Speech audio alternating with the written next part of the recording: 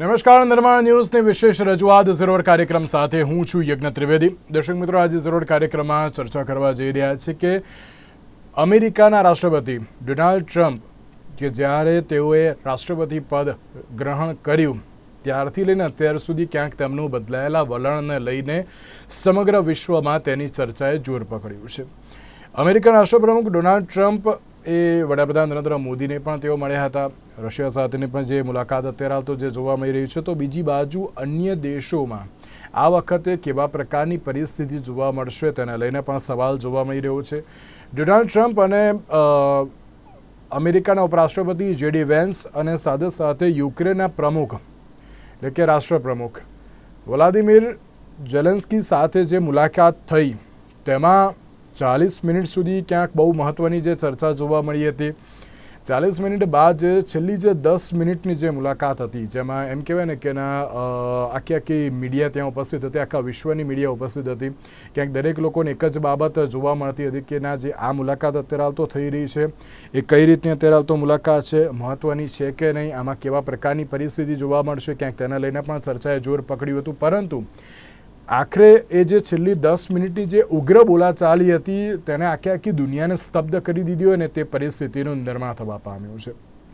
એટલા માટે કે ડોનાલ્ડ ટ્રમ્પે પણ એમ કહ્યું હતું કે યુક્રેને રશિયા સામે જંગમાં જીત હાંસલ કરી શકે તેવી કોઈ પરિસ્થિતિ નથી, તેમની પાસે એવા કોઈ કાર્ડ્સ નથી, તેવું પણ તેમના દ્વારા કહેવામાં આવ્યું.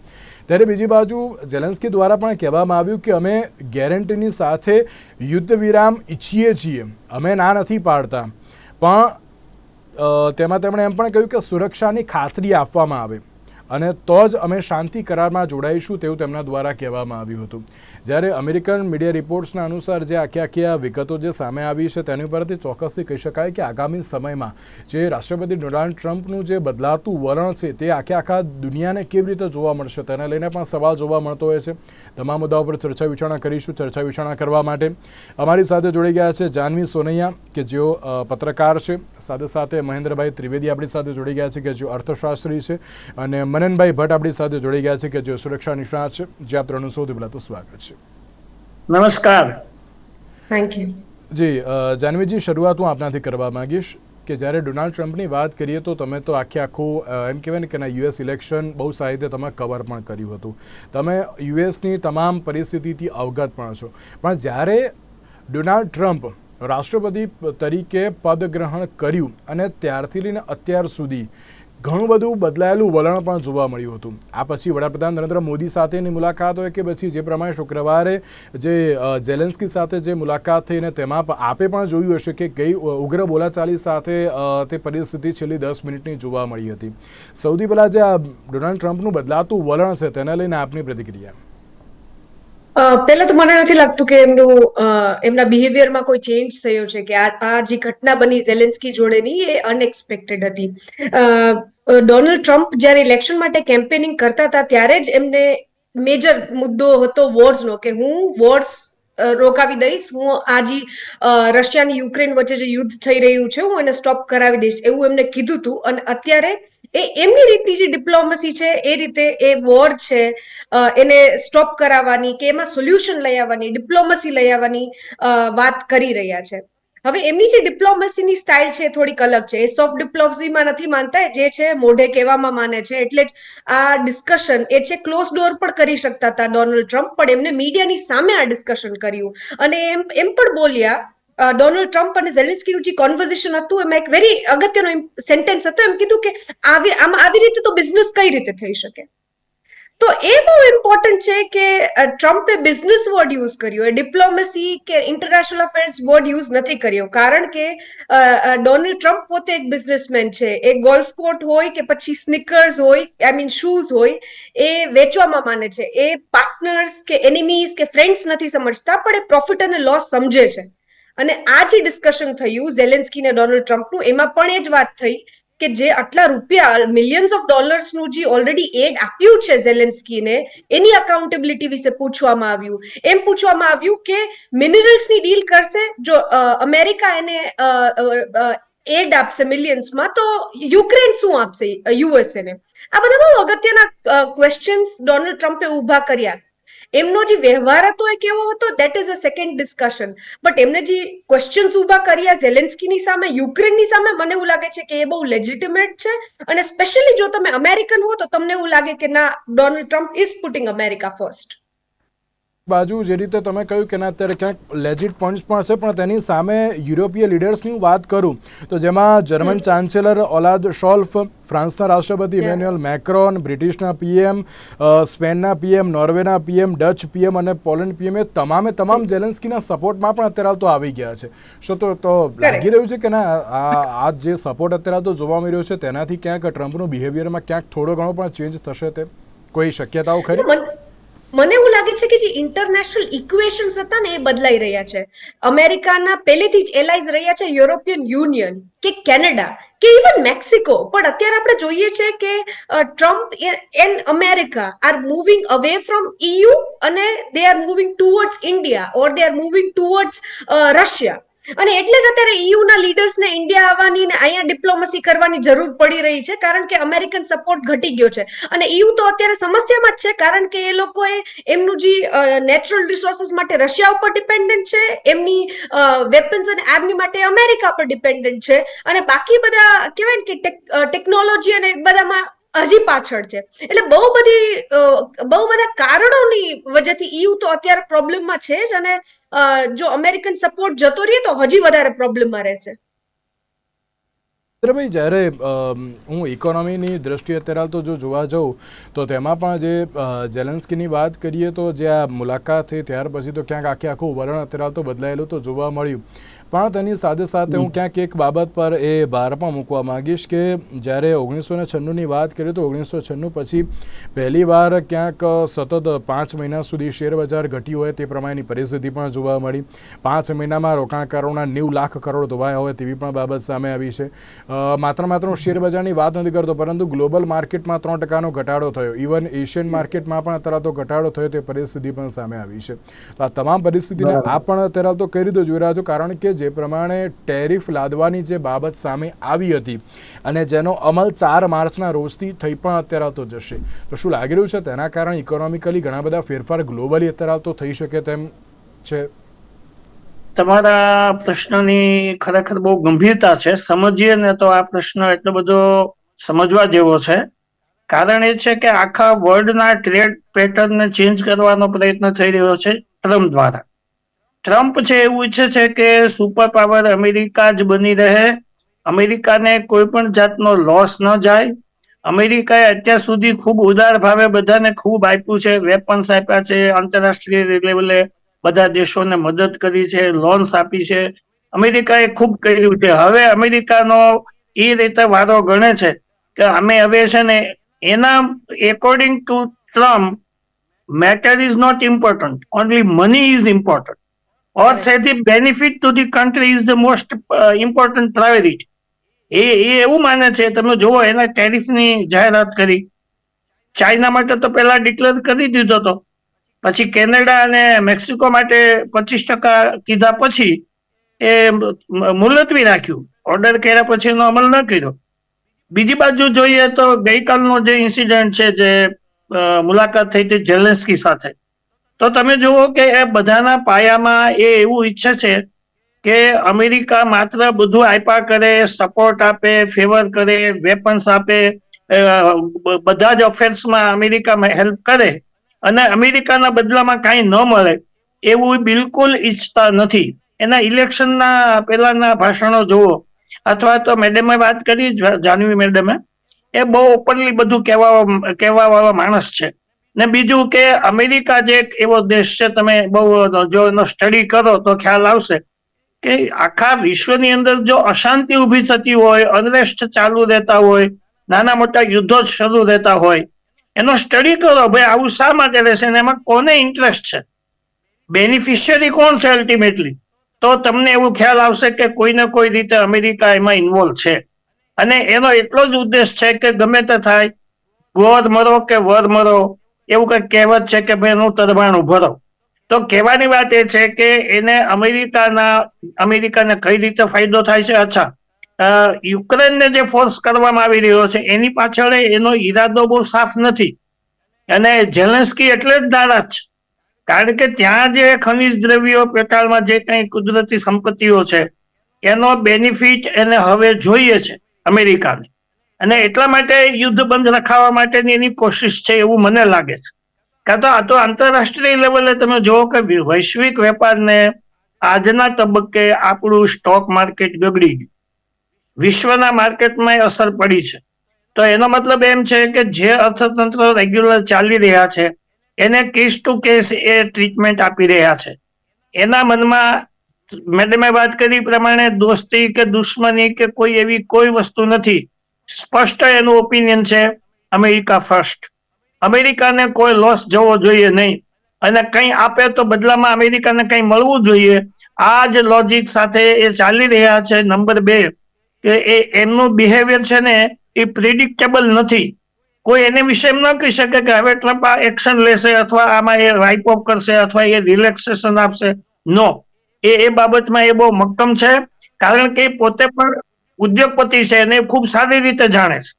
જાનવીજી, આપને કંઈ કહેવું છે? જી, મને એવું લાગે છે કે અત્યારે ટ્રમ્પ અને ઝેલેન્સ્કીની જે મીટિંગ હતી એના કરતાં પણ અગત્યનું એ છે કે આપણે વધારે એના ઉપર ચર્ચા કરીએ કે જે ટ્રમ્પની ને અમેરિકાની ઇક્વેશન છે વિથ પાકિસ્તાન એ પણ બદલાઈ રહ્યું છે. રિસન્ટલી જ આ વીકની જ વાત છે કે $400 મિલિયન પેકેજ પાસ થયું પાકિસ્તાન માટે, કારણ કે એમના જે ફાઇટર જેટ્સ છે એનું મેન્ટેનન્સ થઈ શકે.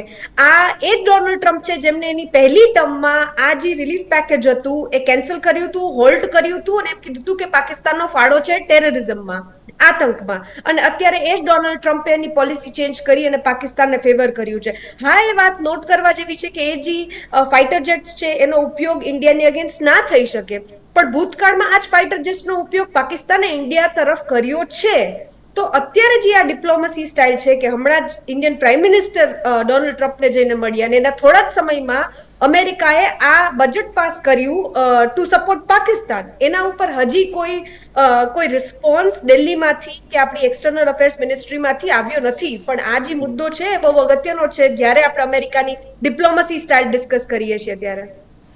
બિલકુલ બિલકુલ સાચી વાત છે. ને ક્યાંક એટલે જ સવાલ થઈ રહ્યો છે કે જ્યાં ટ્રમ્પનું બદલાતું વલણ છે અને ક્યાંક અત્યારે તો પ્રિડિક્ટ કરી શકાતું જ નથી. એક બાજુ એમ જોવા મળી રહ્યું છે કે ના, ઇન્ડિયાને પૂરેપૂરો સપોર્ટ જોવા મળી રહ્યો છે, બીજી બાજુ યુરોપિયન યુનિયનને પણ ક્યાંક એક ધમકી આપવામાં આવી છે કે મને તો મને તો જોડે રાખવો જ પડશે, મને રાખ્યા વગર નહીં ચાલે, એ પ્રમાણનું જે વલણ જોવા મળી રહ્યું છે. યુદ્ધને રોકવાની બાબત જોવા મળી છે, તેમાં પણ બિઝનેસના પર્સપેક્ટિવથી અત્યારે તો જોવા મળી રહ્યું છે. એટલે ક્યાંક આજે ટ્રમ્પનું વલણ છે તે ક્યાંક ઘણા બધા સવાલો ઊભા કરી રહ્યું છે. મનનભાઈ, આપ શું કહેશો આ બદલાતા જતા ટ્રમ્પના વલણને? જી, મારે કઈ પર્સનલ કોમેન્ટ નથી કરવી. ટ્રમ્પનું વલણ જે થયું, એમણે જે એક્સપ્રેસિવલી વાત પ્રેસિડેન્ટ ઝેલેન્સ્કી સાથે કરી એ આપણે બધાએ જોયું. It is out in open.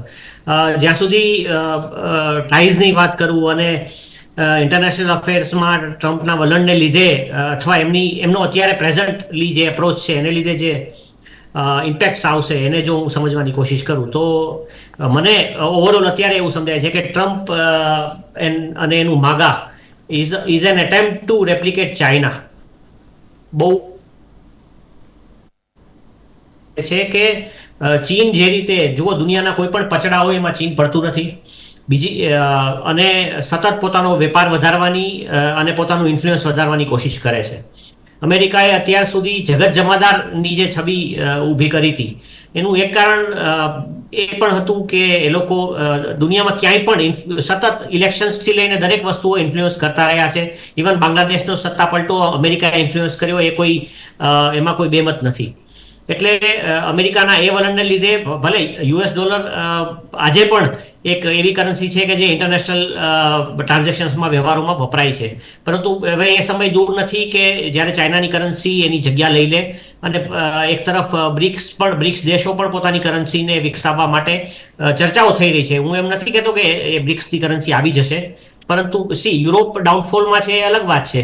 એટલે યુરોને બહુ અમેરિકાની સાથે કમ્પેરિઝનમાં યુરો ઊભું રહેશે.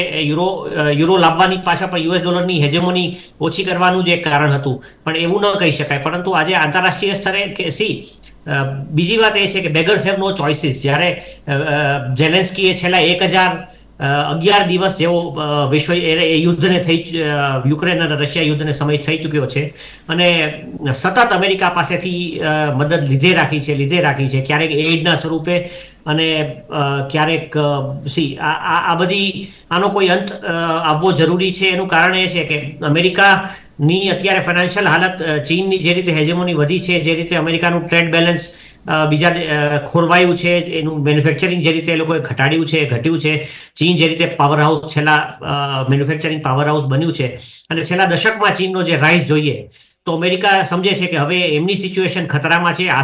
અમેરિકાને જગત જમાદાર અથવા વિશ્વનો સૌથી પાવરફુલ કન્ટ્રી બનાવતું જો કોઈ વેપન હોય તો એનો ડોલર અને એમની ઇકોનોમી છે. જો અમેરિકન ઇકોનોમીને સપોર્ટ ન મળે, અમેરિકન ઇકોનોમી બીજા પચડામાં બીજા દેશોની વોર એફર્ટ્સને તમે ચાઇનાને આપણે ઓબ્ઝર્વ કરીએ તો જુઓ, હુથીઝની સાથે તે લોકો ચાઇનીઝ જઈને સમજોતા કરી આવ્યા કે ભાઈ તમે અમારા જહાજો અહીંથી પસાર થાય તો એને નુકસાન ન કરતા, એની પર હિટ ના મારતા. તો એ હવે હુથીઝ જે છે ચાઇનાના જહાજોને નથી અડતા. એટલે ચાઇના ક્યાંય ને ક્યાંય વેપારીની જેમ અલગ અલગ જગ્યાએ સમજોતા કરતા રહે છે, અલગ અલગ સમજૂતીઓને લીધે એ પોતાનો રસ્તો ક્લિયર કરતા રહે છે. જ્યારે અમેરિકા અલગ અલગ જગ્યાએ યુદ્ધોમાં અને પચડામાં પડીને પોતાના એક્સપેન્સીસ કન્ટિન્યુઅસ વધારતું રહ્યું છે. નો ડાઉટ એ લોકોને યુએસ એક ઇન્ટરનેશનલ કરન્સી હોવાને લીધે એમની પાસે પોતાની ઇકોનોમી ઉપરાંત એક યુએસ ડોલરની પેરેલલ ઇકોનોમી કે જે એમને આંતરરાષ્ટ્રીય સ્તરે બળ પૂરું પાડે છે અને યુએસ ડોલરને અને અમેરિકાને મજબૂત રાખે છે. પરંતુ આ વસ્તુ ક્યાં સુધી ચાલી શકે એ હવે એમ કહી શકાય કે આ દશક હવે નેક્સ્ટ જે દશક આવશે એ ચાઇનાનો હશે. હું કદાચ ફાઇનાન્શિયલ એક્સપર્ટ નથી પણ એટલું ચોક્કસ કહી શકીશ કે મિલિટરીલી ચાઇના જે રીતે વોરશિપ્સ બનાવી રહ્યું છે, જે રીતે પોતાની મિલિટરીને એડવાન્સ કરી રહ્યું છે, એ જોતા ટ્રમ્પ નથી ઈચ્છતા કે પાકિસ્તાન, હવે જો પાકિસ્તાન અને રશિયા પર સ્પેસિફિક વાત કરીએ તો he has gone soft on Putin and on Pakistan. એનું કારણ એ છે કે ચાઇના જે છે એ પાકિસ્તાનની પડખે ભરાયું છે, ચાઇના જે છે એ પુતિનની પડખે ભરાયું છે, રશિયાની પડખે ભરાયું છે. એટલે ચાઇનાની ઇફેક્ટ ઓછી કરવા માટે જે દેશોને જ્યાં જરૂર હશે ત્યાં ટ્રમ્પ અમેરિકાની એડ પણ આપશે અને અમેરિકા ઇન્ટરવીન પણ થશે એવું મને લાગે છે. ચાઇનાને રેપ્લિકેટ કરવા માટે જઈ રહ્યા છે. ઓવરઓલ ફરીથી એ જ કહેવા માંગુ છું. બિલકુલ જી જાનવીજી જી.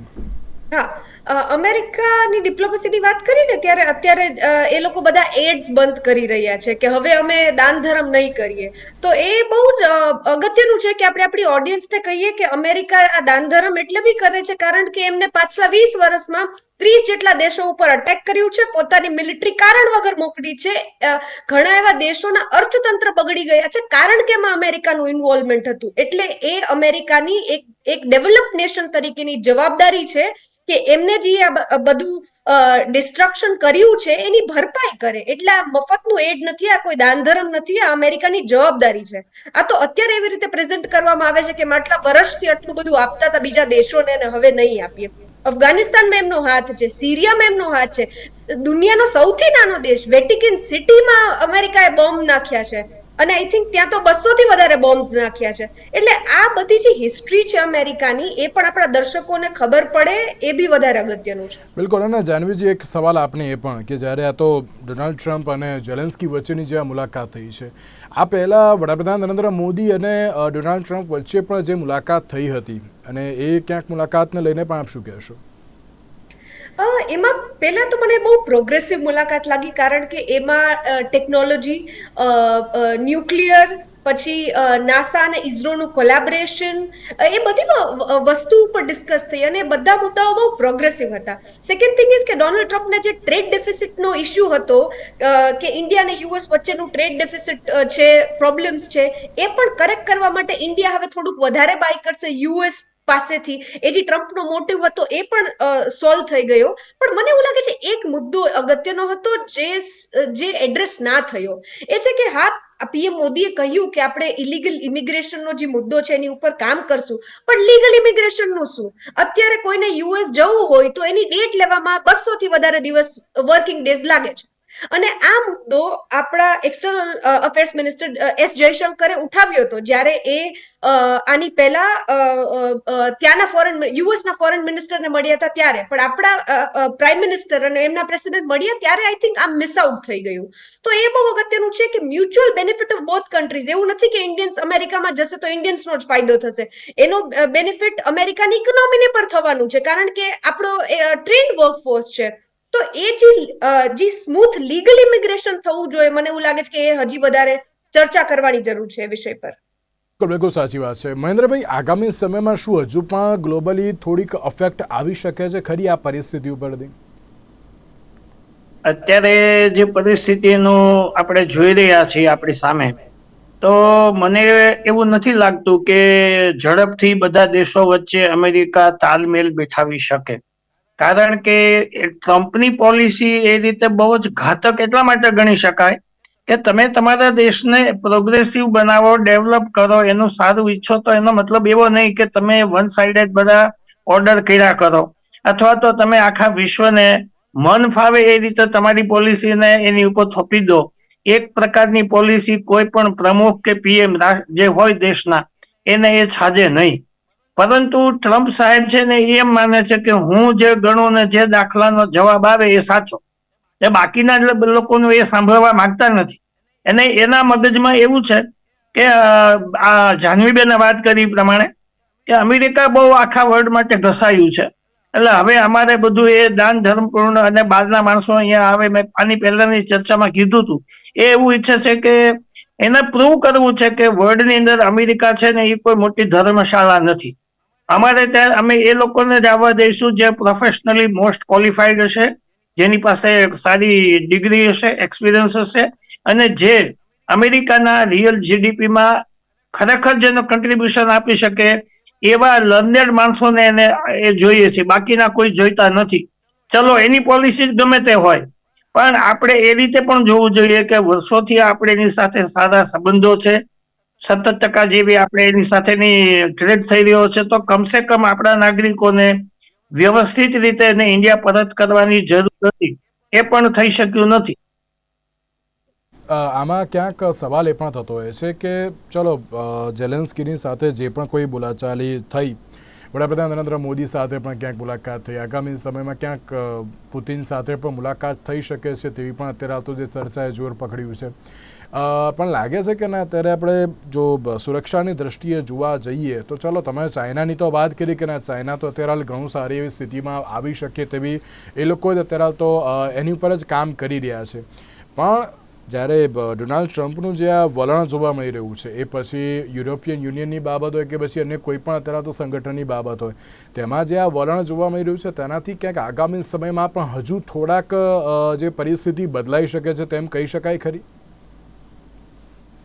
હું આમાંથી એક પોઝિટિવ એ જોઉં છું કે જો અમેરિકાનું યુક્રેનને છેલ્લા 3 વર્ષથી જે રીતે યુક્રેન યુદ્ધને સપોર્ટ કરી રહ્યું છે, એટલે અમેરિકાની ડિફેન્સ ઇન્ડસ્ટ્રી સંપૂર્ણપણે યુક્રેન વોરને સપોર્ટ કરવા માટે પ્રોડક્શનમાં લાગી છે, અને એ લોકો ભયંકર પ્રોફિટમાં પણ છે. તો એને લીધે ઇન્ડિયન ડિફેન્સમાં જે યુએસ મટીરિયલનો ઉપયોગ થવાનો હતો, ખાસ કરીને જીઈના જે F-104 એન્જિન્સ કે જે આપણા તેજસ MK-1 વિમાન માટે જોઈતા હતા, એ નથી આવ્યા, અને એને લીધે આપણું તેજસનું પ્રોડક્શન ખૂબ પાછળ ગયું છે. અને બહુ તાજેતરમાં આપણા એર ચીફ માર્શલ પોતે આ બાબતે ખૂબ ગુસ્સે થયા હતા અને HALના ચીફને બધાને ખરું ખોટું સંભળાવ્યું હતું.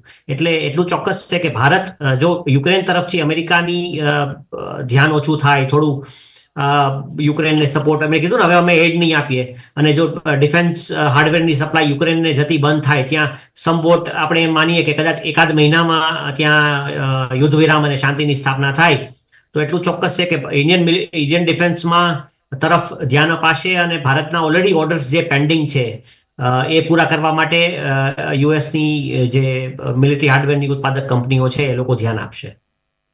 જાનવીજી, એક સવાલ એ પણ કે જ્યારે ચલો બદલાતું વલણ તો અત્યારે જોવા મળી રહ્યું છે, ટેરિફ પણ અત્યારે તો જે એમ કહેવાય ને કે ના લાગુ કરી દેવામાં આવ્યા છે, પણ આ તમામ પરિસ્થિતિ ઉપરથી અમેરિકાનું ક્યાંક વલણ તો હજુ પણ સુધરે તેવી કોઈ સ્થિતિ તો જોવા મળતી નથી કે ના ડોનાલ્ડ ટ્રમ્પમાં પણ અત્યારે તો કોઈ બદલાવ આવે તેવી પણ કોઈ સિચ્યુએશન જોવા મળતી નથી.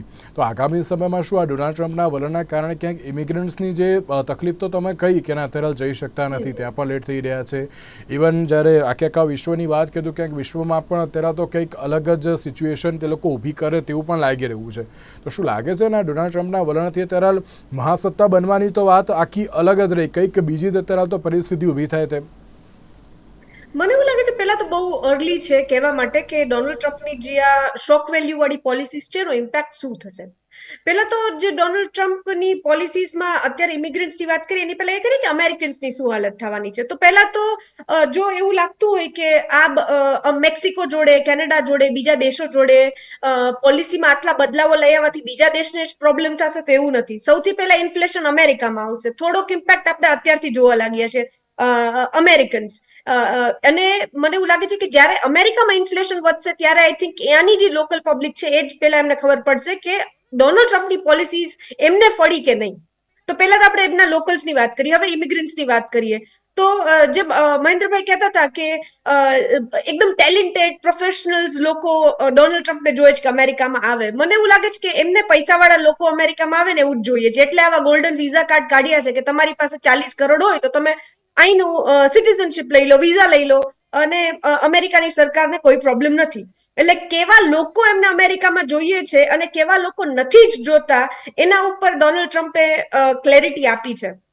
અને મને એવું લાગે કે ઇમિગ્રન્ટનો મુદ્દો હોય કે પછી કોઈ પણ બીજો મુદ્દો હોય, જેમ કે ડોનાલ્ડ ટ્રમ્પ એવું કહી શકે કે હું ગાઝા પટ્ટી છે એને હું એક રિયલ એસ્ટેટ પ્રોપર્ટીમાં કન્વર્ટ કરી દઈશ, કે એમ કહી દે કે યુક્રેન થર્ડ વર્લ્ડ વોર તરફ લઈ જઈ રહ્યું છે, ના કે પુતિન.